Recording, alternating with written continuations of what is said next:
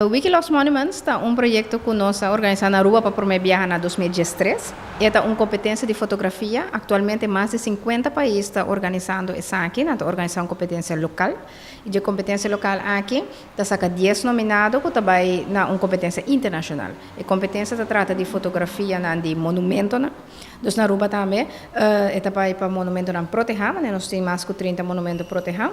Que tu rende por fotografia, sube para trás aqui via de link. Essa aqui está via nosso Facebook page, vou pôr o link de Wikimedia para você baixar, né? Então aqui na vou mostrar criar um account riba e Wikimedia, subir para trás, vou ter que abrir a lista de monumentos não. Qual monumento você fotografia? Por exemplo, se você fotografia Stadhuis, tem um número, você usa isso aqui como ID, dou na descrição e você aceitar que você é autor de portrait. E agora eu estou participando. É muito fácil, por baixar o link, for stop não.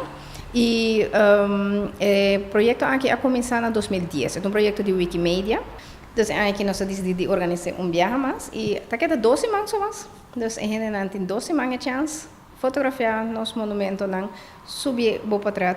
É mais fácil mesmo. Toda gente pode participar. O único que você tem em conta com é para trás, não é certo essa hora aqui. Então, se você para trás, você pode ir de fotografia em qualquer atividade que você vai, etc. Você pode usar isso aqui. Vou mestre zorg para abote autor de portrait, isso é muito importante, porque no momento que vou participar, vou também cedendo o direito na dia aqui. E upload o portrait e participar para ganhar prêmio.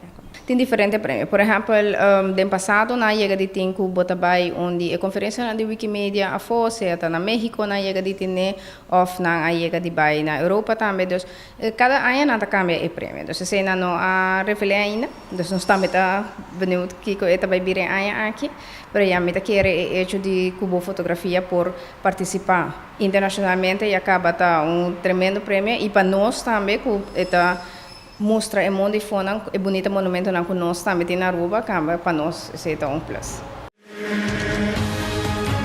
Essa aqui é Arubiano, o website